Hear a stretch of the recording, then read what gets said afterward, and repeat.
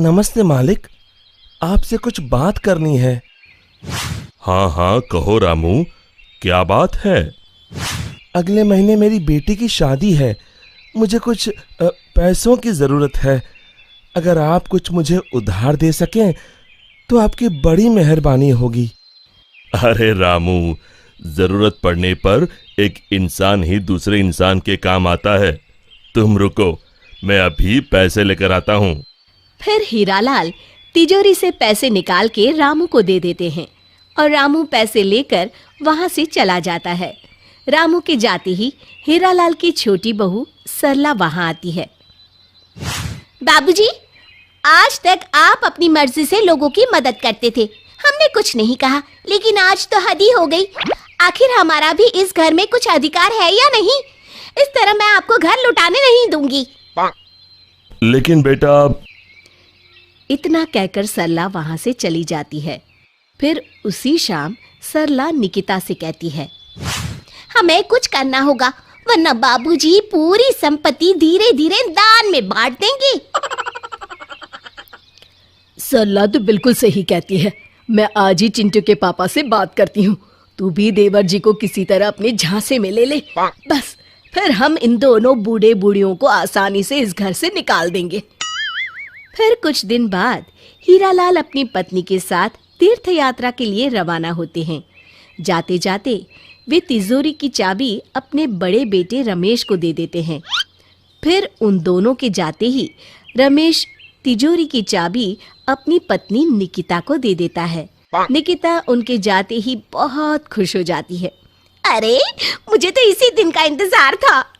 हाँ दीदी, अब देखना, इस घर में सिर्फ हम दोनों का राज होगा। फिर कुछ दिन बीत जाने के बाद हीरालाल अपनी पत्नी के साथ तीर्थ यात्रा से घर लौटते हैं। अरे माँ, बाबूजी, आप दोनों आ गए। कैसी रही यात्रा? सब स्थानों के दर्शन अच्छी तरह हो गए? दर्शन तो बेटा अच्छे से हो गए, पर रास्ते में तेरी माँ का चश्मा टूट गया।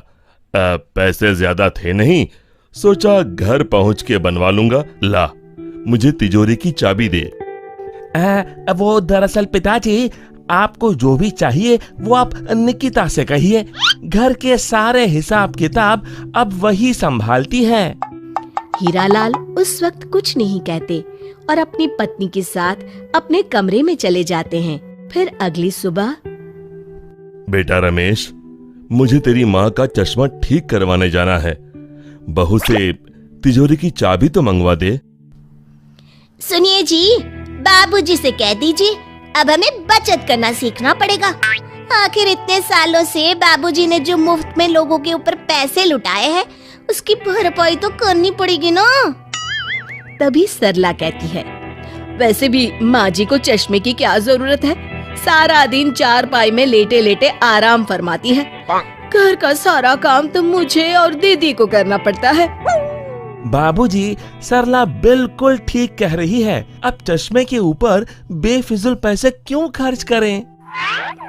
हीरालाल समझ जाते हैं कि अब उनके दोनों बेटे अपनी अपनी बीवी के रट्टू तोते बन गए हैं। इनसे बहस करने का कोई फायदा नहीं। वे चुपचाप घर से बाहर चले जाते हैं। इस तरह और कुछ दिन बीत जाते हैं। अब तो दोनों बहुएं मिलकर अपने सास ससुर को छोटी छोटी चीजों के लिए भी तरसाना शुरू कर देती हैं। कभी कभी तो उन दोनों को भूखे पेट सोना भी पड़ता था। फिर एक दिन हीरालाल की पत्नी हीरालाल से कहती है, क्यों जी, हमने ऐसे कौन से पाप किए हैं जो हमें ये दिन देखना पड़ रहा है? हमारे दोनों बेटे आज हमारे नहीं रहे। आपने तो जिंदगी भर लोगों की मदद की है और आज हम ही मदद के मोहताज हैं। तुम चिंता मत करो, मेरे रहते हम ये जिल्लत भरी जिंदगी नहीं जिएंगे। हम आज ही ये घर छोड़कर चले जाएंगे। लेकिन हम जाएंगे कहाँ? अरे भाग्यवान, वो जो ऊपर बैठा भगवान है ना, वो सब ठीक कर देगा। और फिर दोनों अपना सामान लेकर बिना किसी से कुछ कहे घर से निकल जाते हैं। उन दोनों के घर से जाते ही दोनों बहुएं बहुत खुश हो जाती हैं। खुशी से फूल ही नहीं समाती। उधर दूसरी तरफ 2 दिन यहाँ वहाँ भटकते भटकते हीरालाल और उनकी पत्नी का हाल बहुत बुरा हो जाता है। सुनिए जी, मेरी तबीयत कुछ ठीक नहीं लग रही। ठीक हो भी कैसे? कल से तुमने कुछ भी नहीं खाया है। तुम चिंता मत करो, मैं अभी कुछ इंतजाम करता हूँ। परेशान हीरालाल पास के अनाज के गोदाम में मजदूरी करने पहुंच जाते हैं। सारा दिन मजदूरी करने के बाद शाम को वे अपनी मजदूरी के पैसे लेने के लिए लाइन में खड़े हो जाते हैं। थोड़ी देर बाद उनकी बारी आती है। हीरालाल पैसे लेने के लिए जैसे ही अपना हाथ आगे करते हैं, पैसे बांटने वाला आदमी अपनी कुर्सी से खड़ा होकर हीरालाल के पैर छूता है। अरे बाबूजी, आप मुझे पहचाना?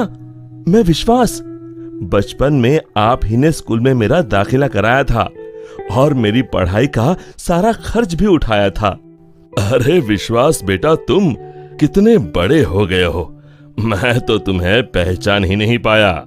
मैं आज जो कुछ भी हूँ उसके पीछे सिर्फ आपका हाथ है बाबूजी। ये कारखाना और ये गोदाम आपके आशीर्वाद से मेरे हैं। फिर विश्वास हीरालाल और उनकी पत्नी को अपने मकान में ले जाता है और उन दोनों की खूब सेवा करता है। शिक्षा, हमारे अच्छे कर्म हमेशा हमारे साथ रहते हैं और कभी न कभी उसका अच्छा फल मिलता ही है। दोस्तों, हमें उम्मीद है कि आपको हमारी ये कहानी पसंद आई होगी। कृपया हमारे चैनल को सब्सक्राइब करें और सभी अपडेट्स के लिए बेल आइकन जरूर दबाएं। और हाँ, वीडियो लाइक और शेयर करना मत भूलिएगा। Bye bye.